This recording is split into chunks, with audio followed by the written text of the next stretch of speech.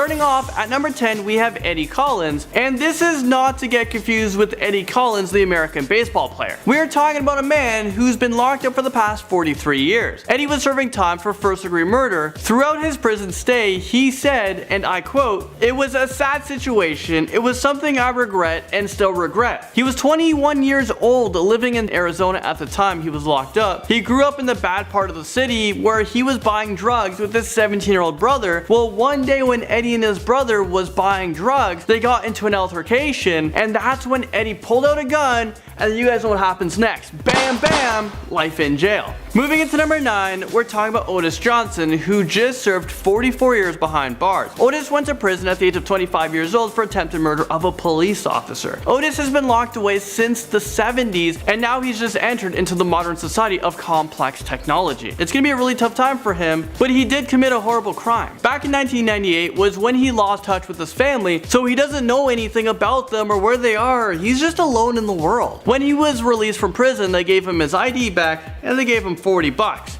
Here you go, spending spree. He is for sure gonna have to renew his ID because I mean he's been locked away for a very long time, and $40 won't actually get you that far. And oh yeah, he also got 2 bus tickets. I mean, where the heck is Otis gonna go? He enters the world as a homeless person. He was released at the age of 69 years old. Most of your life is gone. You've like lived it and it was in jail. You can no longer work, so I'm not sure how he's gonna make a living. Well, I guess that was a decision he should have decided 44 years ago.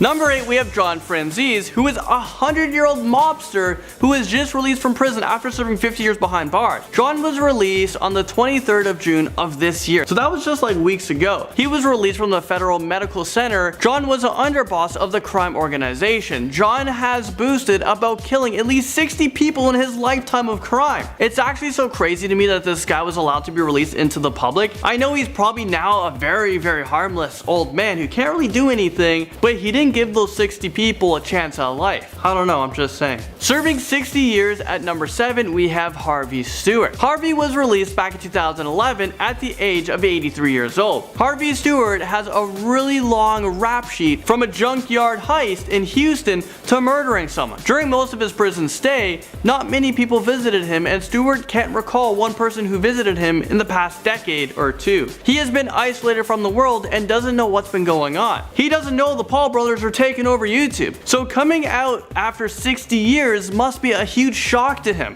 especially this.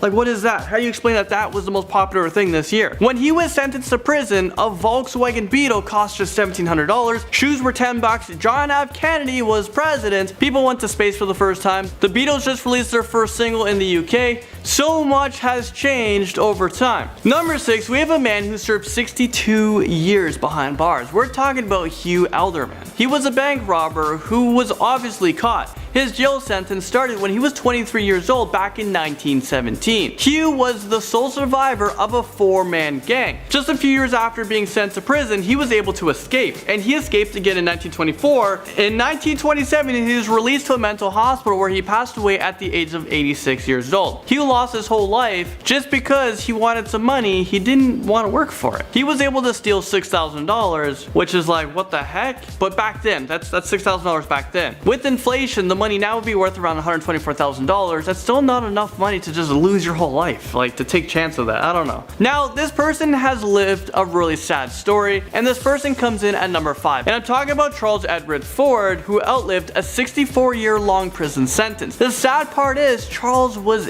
innocent. He has served one of the longest sentences as an innocent person. He was actually released from prison just last year. Charles was convicted of murder. Well, here's a little backstory. This took place in the early 50s, and Charles is a black man who appeared in front of an all-white juror in a time where black people didn't have any rights. Charles was just 20 years old at the time, and his life just flashed before him. After 64 years, he was finally released in a nursing center where he's now 86 years old. I mean, this is a really sad situation. There's no way to give him his life back. Howard Christensen is next up on this list at number 4. Howard was sentenced to life without parole for the murder of a teacher in 1937. He was 16 years old at the time when he murdered a teacher. He committed this crime alongside a 17-year-old who was also caught for the crime. That person was also sentenced to life in prison, but they hung themselves back in 1943, just 6 years after being sentenced. About 30 years into the prison sentence, the sentence was changed from life without parole to 200 years in prison. But in 2001, after serving 64 years, he was released from prison, but just 2 years after that, he passed away. Number 3, Richard Honeck. At the age of 22 years old, Richard was sentenced to life in prison for murder of a former school friend. Life in prison sentence usually varies depending on where you live in the world. It can depend on what state you live in or what city you live in. I know this state has very different laws. Some places they even have a 3-strike law, meaning no matter what crime you commit, if it's 3 crimes, you're sentenced to life. So for Richard, he was paroled after serving 63 years and 1 month in jail. He was released at the age of 85 years old. He lived out another 12 years until he passed away at the age of 97 years old, and that was back in 1976. Now at number 2, we have Johnson Van Dyke Grigsby. Johnson was sentenced to prison back in 1908 for murder. Over the years, he was denied parole 33 times before he was finally released at the age of 89 years old because he was deemed not a threat to anyone anymore. He wasn't a threat to society, so let's just release him. He was released in 1974 after serving 66 years, but he actually quickly returned back to prison voluntarily after finding it too difficult to find a job. So he checked himself back into prison for 2 more years. So now at the age of 91 years old, he's finally out of prison for good. And then 10 years after that, at the age of 101 years old, he passed away. I mean, that's a really sad situation when you check yourself back into prison because you don't know any other life. Finally, at number 1, we have Paul Goodell Jr., who is known to have served the longest prison sentence in the United States, possibly the world. He was sentenced to 68 years in a variety of different New York State prisons, and he actually lived to see the day when he was released from prison. That is actually a very rare thing. At the end of his lengthy sentence, he was paroled at the age of 86 years old. Back in 1911, Paul was convicted of second-degree murder at the age of 17 years old. When Paul was paroled, he actually didn't want to leave prison because that was the only life that he knew. But at the end, he decided to leave. So when he left, there was a lot of reporters there, but he said he doesn't want any publicity. He doesn't want to be on the news. He doesn't even care if people know who he is. Paul went on to live in a nursing home before dying at the age of 93 years old, which is about 7 years after being released from prison. This guy only spent about 24 years of his entire life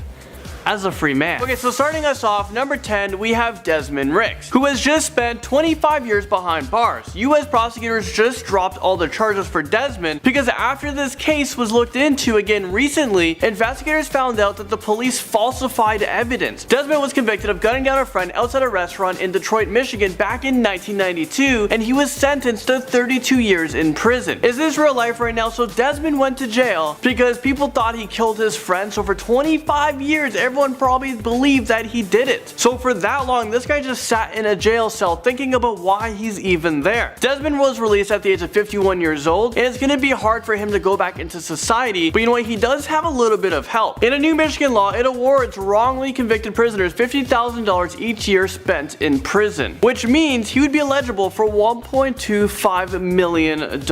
We have another innocent man at number 9, Keith Allen Harward. He was just released from prison after serving 33 years behind bars for a crime that he did not commit. He was wrongly convicted in 1982. Keith was convicted of murdering Jesse Perron and raping his wife in Virginia. Keith was released when he was 60 years old. The Innocence Project tweeted this out when he was released. After 33 years of wrongful conviction, hashtag Keith Howard is finally free. So this is a really sad part about this. Keith was able to outlive his prison sentence, but his parents were not able to, which means his parents passed away thinking that their son was a murderer, but he's innocent. Also, Keith was denied going to his parents' funeral, so now he wants someone to pay for this. What a sad, sad situation. Moving into number 8, we have Albert Woodfox, who served 43 years behind bars. Well, actually, Albert was America's longest standing solitary confinement prisoner. Albert had no view of the sky from his 6-foot by 9-foot concrete box, which is like way smaller than my bed, I think. And over that time, he has had no human contact. Anyone in this situation would go crazy. I would go crazy after just 1 hour. power. There are scientific studies that have shown that you can actually inflict severe psychological damage on an individual by putting them in solitary confinement for just a week. Albert's lawyer has been fighting this for decades. They have been saying that this is an extreme and cruel punishment. What do you guys think? If you murder someone, do you deserve to be in like a small cell for like 40 years, 50 years? Let me know your guys' thoughts in the comment section below. At number 7, we have Ricky Jackson, who served 40 years in prison. Ricky was convicted at the age of 18 years old for murder he did not commit. I mean, what is going on with this trend here? Why are all these people being sent to jail for a crime that they did not commit? Ricky was 58 years old when he was released, and that was just in 2015, so a couple years ago. There was a federal lawsuit against the city of Cleveland and the police officers who Ricky says helped frame him back in 1975. This wouldn't be the first case where police interfered with an investigation. We all know the Brendan Dassey case, you know, the kid from the Netflix original Making a Murderer. If you haven't watched that show, I honestly highly recommend it. It's really good. Ricky, when he was sentenced, he was actually given the death sentence, but later it was commuted to life in prison. This just makes you think on like how many innocent people there are out there who's been in prison for last like decades. And nowadays we have all these technologies that can avoid the mix-up, but there must be still thousands of people, innocent people, locked away due to the lack of technology back in the day. Number 6, we have a Guinness World Record holder, and we're talking about Aiwa Hakamada, who is a Japanese former professional boxer who was sentenced to death in 1968 for a mass murder that became known as the Hakamada incident. In 2011, he was awarded the Guinness World Record for the world's longest held death row inmate. Definitely a record you don't want to try to go for. In 2014, after being on death row for 46 years, he was released. The trial came to a huge shock to the Japanese public, so apparently after 46 years, a district court found there was reason to believe evidence against him had been falsified. Is this real life right now? Do we have another innocent guy who was on death row serving almost 50 years for something that he didn't do? Alright, number 5, we have Betty Smithy, who served 49 years in prison. Betty walked into prison with a life sentence for murder, and at the age of around 70 years old, she was walking out with a cane. Betty is America's longest serving female inmate. She was behind bars for the murder of a 15-month-old child by strangling the baby while she was babysitting. The court sentenced her to life without parole. After years went by, her sentence was lowered to just 48 years to life. Moving into number 4, we have Patrick Maloney, who just walked out of an Arizona prison after spending nearly 50 years in prison, and this is for killing his mother and his stepfather, and this is back in 1964. Patrick was released at the age of 65 years old, which means, if my calculations are right, he was 15 years old when he committed those horrible crimes. That is just something that doesn't sit well in my stomach. This is a teenager. For almost 50 years, Patrick has been fighting to be released from jail. He was first sentenced to life in prison, and then he had the death sentence, but then it was turned back again into a life sentence. Patrick started working with the attorney from Justice Project, and that was when he was granted hearings in a superior court. The US Supreme Court decided that having a life sentence without the possibility of parole for a juvenile murderer is just too cruel, and actually it's an unusual punishment under the 8th Amendment of the Constitution. I think if you murdered someone, no matter what age you are, I think you should just be sentenced away and forgotten about.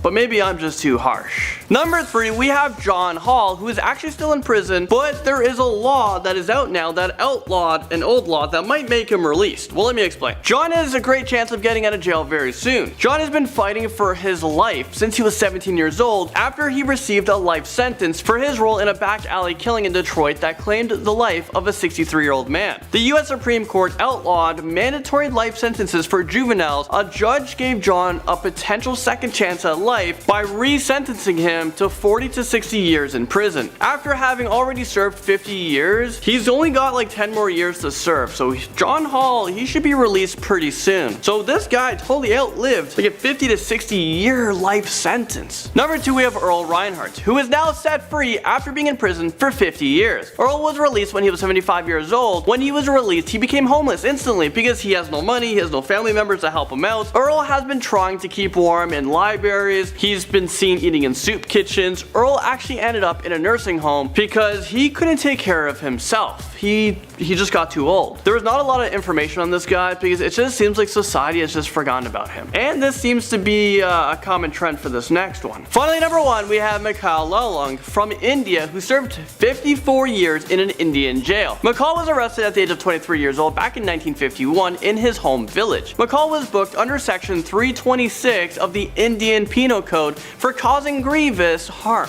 which means he inflicted harm on someone, maybe like a stab wound or something. The charge normally results in a sentence of no more than 10 years imprisonment. Well, here's where this story gets crazy. The civil rights organization who investigated the case later found no substantial evidence to support the charge. Less than a year after his arrest, he was transferred to a psychiatric institute in Tezpur, India. Doctors there certified McCall as fully fit, but instead of being released, he was for some reason transferred to a jail where he was just forgotten about. So McCall was forgotten about for 54 years. So for 54 years, for no reason at all, he was just sentenced away. He just had, like, I don't really understand this one. It's really sad if you ask me. I don't get how something like this goes on for over 50 years. Let's use a get out of jail card at number 10. We're starting off with the wild story about Renee Lima Marin, who was sentenced to 98 years in prison back in 1998 for a robbery while using a gun. The gun was actually not loaded and no one was hurt, but for some reason he was sentenced harshly to 98 years in prison. Lima was 19 years old at the time. Well, it was a shock when after just 10 years in 2008, Lima was released from prison. 6 years after being released, a former prosecutor realized that Lima was released from prison by mistake. So he was sent back where he was sentenced, he was resentenced. During the time he was out of jail, Lima was able to turn his life around. He got a job, he even got married. Lima has been in prison ever since that incident, and this has become a really high profile case, and it leaves us with a lot of questions. Well, this guy has now served a total of 19 years. He served his time. He didn't hurt anyone. He didn't even have bullets in his gun. There was no intent there. And when he was released, he showed that he has changed his life around, so why keep him in prison? What do you guys think about this whole thing? The public is now behind this man, so he's probably going to be released very, very soon. Number 9, we have Eddie Bolden, and he's from Chicago. He served 22 years behind bars for a double murder charge. Back in 1994, Eddie was convicted based on the testimony of a single eyewitness. Something doesn't seem right there. There were 3 other people who actually placed him at a different location at the time of the murders, but those witnesses never testified. Eddie spent the next few decades in the prison's law library studying his case because he knows he is innocent. His family believed his innocence as well. When Eddie went to prison, he left behind a family and his 1-year-old son. It took 22 years in prison for him to finally be innocent of the crime he was wrongfully convicted of. Eddie's life was just stripped. Eddie kept fighting hard, and he was able to outlive his sentence and prove his innocence. The police should now be worried about a murderer who's been on the loose for the past 22 years. Coming out of prison at number 8, we have Kevin Charles Siegel, who served 25 years behind bars. Kevin was convicted of killing his wife back in 1991.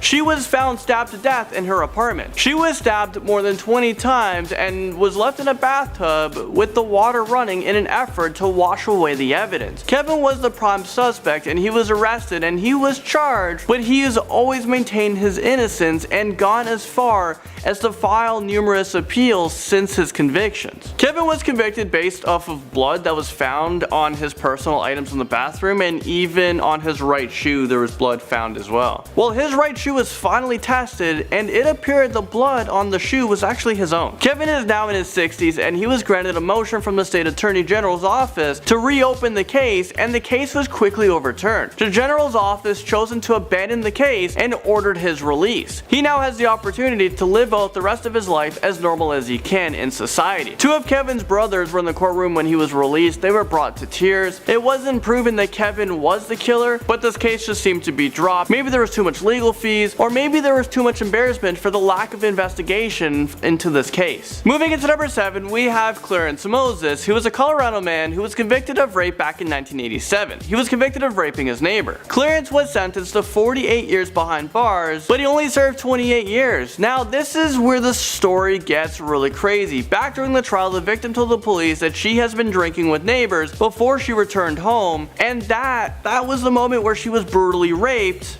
twice. When police initially asked her who the attacker was, She actually named 3 different men on like who it could be. It could be A, B, or C. The next day, she claimed to have a dream of who the victim was. She went to the police. She says it was this guy, Clarence Moses. He was the attacker. And that was the day Clarence's life changed forever. Over the next years, he maintained his innocence, and Clarence tried to appeal his conviction, but it was unsuccessful. However, in the 90s, he won a legal bid for a DNA testing on the evidence to clear his name, but police actually mistakenly destroyed the evidence. I mean, is this real life right now? How do you accidentally destroy evidence? Because of the lost evidence, he wasn't released yet. Clarence's big break was actually years later, 2012, 28 years after he was sentenced. The actual victim wrote him a letter admitting he was actually the one who had sex with her that night. I mean, what a sick story. Why let a guy serve 28 years for your wrongdoing and then you write him a letter in prison much later? Now at number 6, we have Glenn, who was wrongfully convicted for murder, and he served 30 years because of it. So Glenn was released, and to say, you know, sorry for the mistake, he was given a $30 gift card. I mean, is this real life right now? This is just so disrespectful. $30? Well, luckily under the Louisiana law, where he was in prison, he's actually entitled to a lot more. Well, $400,000 worth in compensation for the time he spent in solitary confinement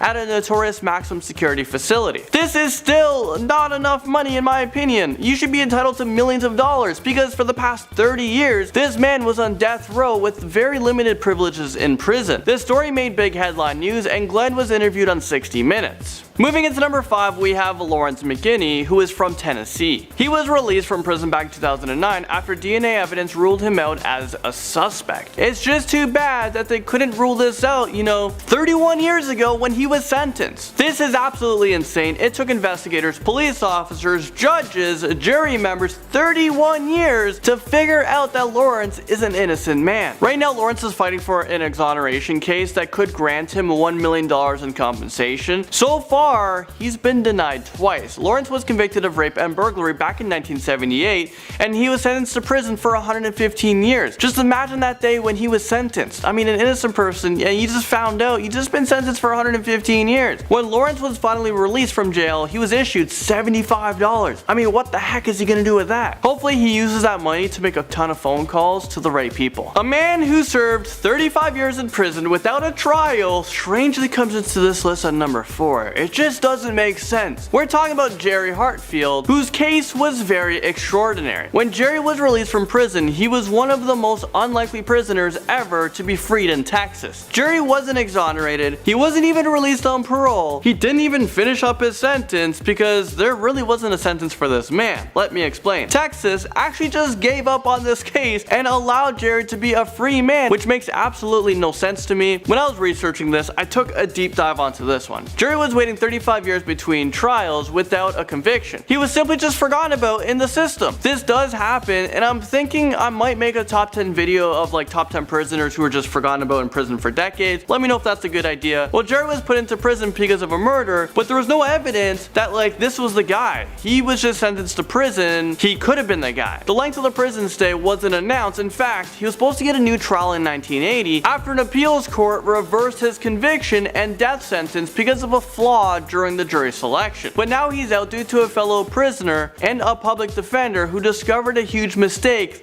35 years later. Alright, just like that, number 3, we have a man who's been in prison for 41 years and he becomes the first Detroit juvenile lifer to get a second life. This right here is William Washington, and back in 1975, when he was just 17 years old, he decided to rob a record store along with 26-year-old Kenneth Rooker. There was a scuffle with the store owner and this resulted in the store owner being shot to death. Because of this, William received a life without parole sentence for first-degree murder as well as a second life sentence for armed robbery. Well, 41 years later, he was given a second chance at life. Okay, I want to turn this question to you guys. Let me ask you, what do you guys think about juveniles who commit horrible crime? Should they have a second chance at life? Let me know your thoughts in the comment section below. Number 2, just like number 3, we have another teen killer who has been released. This person was released in Spring Garden Township, which is located in Pennsylvania. We're talking about Scott Griffin, who was found guilty of first-degree murder for fatally shooting his ex-girlfriend, 17-year-old Linda Hagen. and this was back in 1974. Scott was only 16 years old at the time. Scott was serving a mandatory life sentence for the murder, but now he has been paroled. This actually makes him the first juvenile lifer from York County to be released from prison since a significant ruling from the US Supreme Court. Back in 2012, the US Supreme Court ruled that it is unconstitutional to impose automatic life sentences for those who commit crimes before turning 18 years old. So this is when Scott was released after 43 years behind bars. He was able to outlive his insane life sentence. Now he's in his 70s and there isn't much to life that he's able to do.